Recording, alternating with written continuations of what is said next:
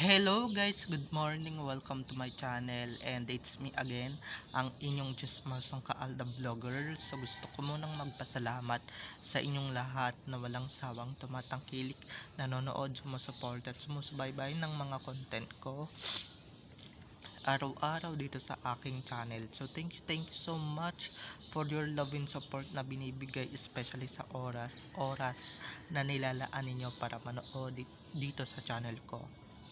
So, wag ninyong babaktawan o lalaktawan tong ating content ngayong araw. I'm sure na hindi ninyo pagsisisihan na pinanood nyo to mula umpisa hanggang hulihan.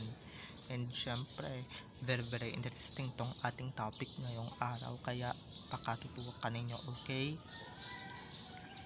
So, eto. Dumako na tayo sa ating main topic for today's video agad-agad. Eto nga, tuwang-tuwa tayo, ilalabas ko na ang mga baho ni Spotted.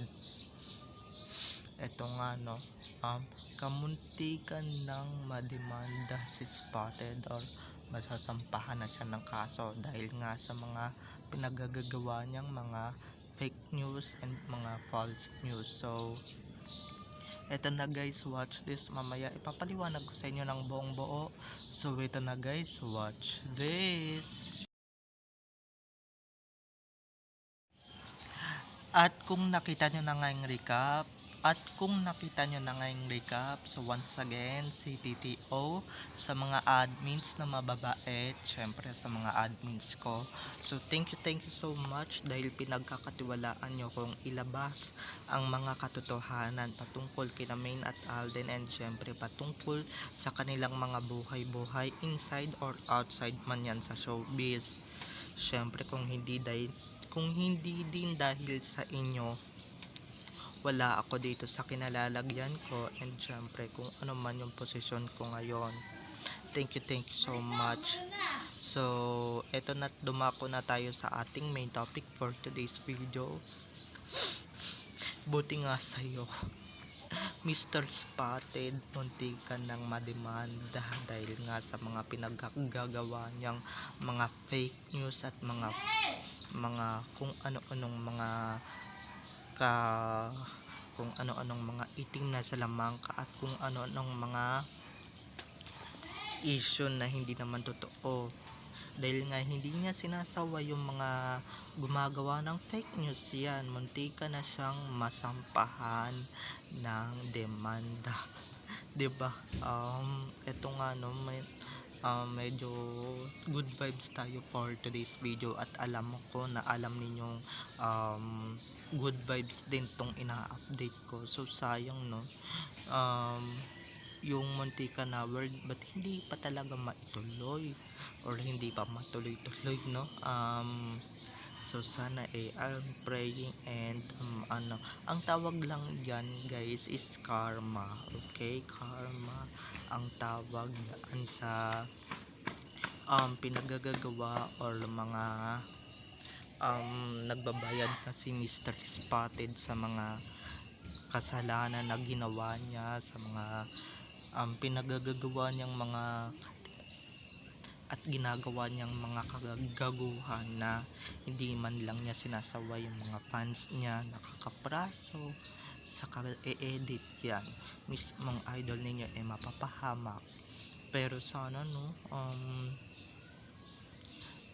yun yung tawag doon na karma at alam kong marami dito sa inyo ang matutuwa at marami sa inyo din ang ma-disappoint. Alam ko yan, diba? Dahil yung iba dito mga fanatic ni Spotted at mga fanatic mismo ng mga atay dog dito sa social media, diba? Alam ko yan. Kaya ano tayo dito no? Hindi ko alam kung medyo, diba?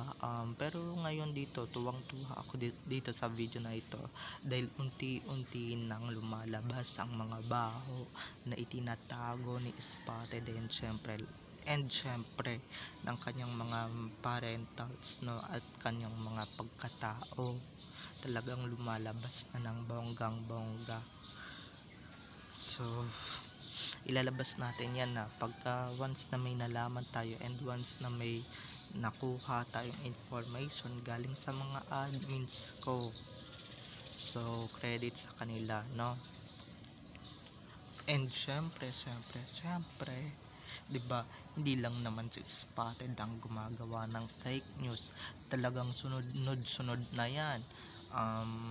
Sunod-sunod na 'yung mga karma na actually lahat ng mga sangkot noon sa Zarzuela Part 1 malalagot sa batas and malalagot sa mga naghahari sa batas, no? Talagang malalagot sila ng bonggang-bongga at pagbabayaran nila yung mga pinagagagawa nilang mga kahayupan at mga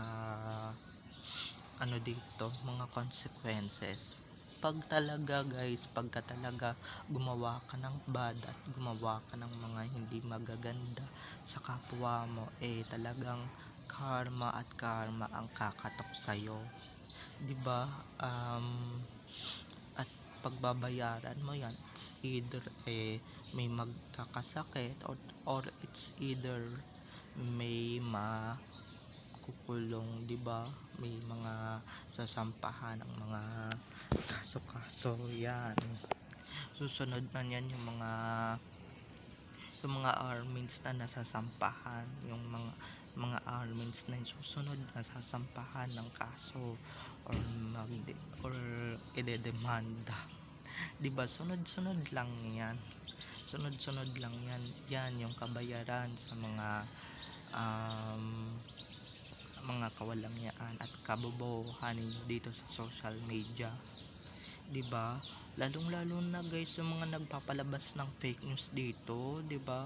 Grabe, walang patumangga. So sana 'di ba mabasa ng mga kinaukulan yung mga pinagagagawang fake news ng mga dito, mga fans and syempre ni Spotted, lalo na 'di ba pag-usapang politika, ako, 'di ba lalong na yung pandaraya and lalong na guys yung nababalita noon na may COVID siya tapos tumakas siya ng bonggang-bongga, 'di ba?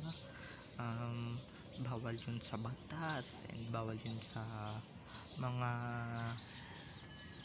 bawal yung mga ganong instances kasi nga 'di ba may kabayaran lahat ng mga pinagagagawa niya. Talagang natutuwa ako and syempre 'di ba wala akong karapatan malungkot kasi nga buting nga sa'yo rock and roll, yan na lang sasabihin ko sa inyo. Pero yung gusto kong gawin bawal talaga dito sa social media, alam niyo naman, 'di ba? At eto nga marami tayong mga bahong ilalabas tungkol diyan sa taong marumi na yan and syempre sa Spotted na yan. So pakaabangan nyo na lang and syempre pakatutukan ninyo yung mga ilalabas ko, okay? Dumiretso tayo sa ating topic.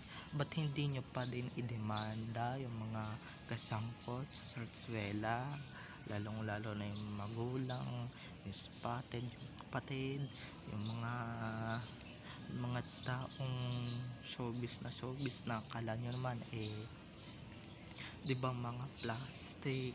So eto may nagbasa lang sa akin ito kaya ilalabas ko to ng patumangga ng bonggang-bongga.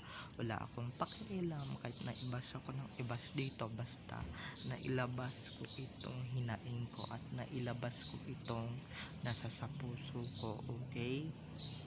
Nailabas ko itong mga hinaing na gusto kong ilabas and wala kayong magagawa pagka ako naglabas, is very legit and syempre makatotohanan talaga ng bonggang-bongga, no? Hindi katulad ng mga iba dito na kung maglalabas di pa halatang fake news tapos kiniklickbait lang sila or ito namang mga uto-uto na to, di ba ano. So sana pati din yung mga vloggers ng A ng Popo may Popo M na tambalan madamay na din dyan, no, kasi 'di ba alam nyo naman sila mga bayaran, nagpapasilaw sa pera, tapos gumagawa na rin ng mga bad things. So ang susunod dyan is yung mga alipores na ng taiso yung susunod dyan, no. Talagang inuunti-unti na talaga silang maparusahan ng Panginoon. Sabi ko sa inyo guys, kakampi natin si God. Pagka talaga mga black magic ang gumawa, talagang susuklian ni God ng karma. 'Di ba, nakikita yan ng Diyos yung mga pinagagagawa natin sa totoong buhay, dahil nanonood siya sa atin. Pagka gumawa kayo ng kabutihan, wala kayong karma na mararanasan. Pero pag bad, gaya ng mga ganitong tao, nako, mapagbabayaran din nila yan soon, anytime soon, at anytime, anywhere. Instant ang karma, mga ka-EDN. Kaya susunod dyan sa ano na yan, nauna na yung Abias na pasara na, pangalawa na daw si Spotted na nasasampahan na ng kaso, pangatlo na itong Taiso kasi nga bumababa na yung ratings, pang-apat yan guys, baka ito ng Panguso Network, dahil nga sangkot din sila sa Sarsuela at sangkot din sila sa fake news na pinaglalabas nila ng bonggang bongga, 'di ba? So ipe-paid off lang talaga ni God yung mga pinagagagawa ninyong ka-abnormalan dito sa showbiz, no. Once, like I said earlier, karma is real, at karma talaga ang dadapo sa inyo pagka hindi kayo tumigil sa mga kagaguhan ninyo. Sa bagay, when money talks talaga, kahit na masasama na yung ginagawa ninyo, when money talks, 'di ba, pag pera ang usapan, mapapagawa ka talaga ng kasalanan. So bahala ka na lang kung karma or good karma ang dadapo sa inyo. And eto, karma na talaga yung tumapo sa kanila. So babay na mga ka-ADN, have a nice day, keep safe and God bless, I love you all. So don't forget to subscribe to my channel for more videos and uploads. Bye bye, I love you all, bye. And guys, maihabol ko lang, masyado ka kasing sunod-sunuran sa amo mo, 'di ba? Kaya nagawa yung Sarsuela kasi nga eto kaya nagawa yung Sarsuela kasi nga gusto nilang pabagsakin yung ADN at yung Aldab. Ano yung nangyayari sa inyo ngayon? 'Di ba? Karma. Lalong lalo na yung napasara yung Abias at napangakuan ka ng 10 taong kontrata, 'di ba? O nung hindi pa kayo nagsasara, or it's either nagsara na kayo, 'di ba? May balay-balitang ang ikaw yung magpapabukas ng Abias pag nawasak mo na yung fandom. Tignan nyo naman 6 years or 5 years ago, tignan niyo yung nangyari, na pasara yung Abias,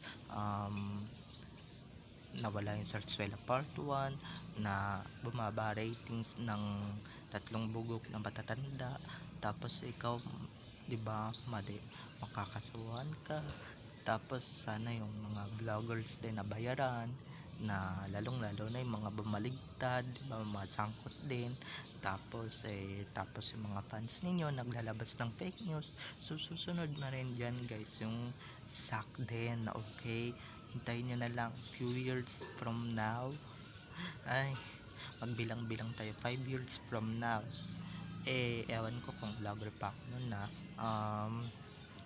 mayayari din yan sa batas. So bye-bye na mga ka-ADN, have a nice day, keep safe and God bless, bye bye, I love you all.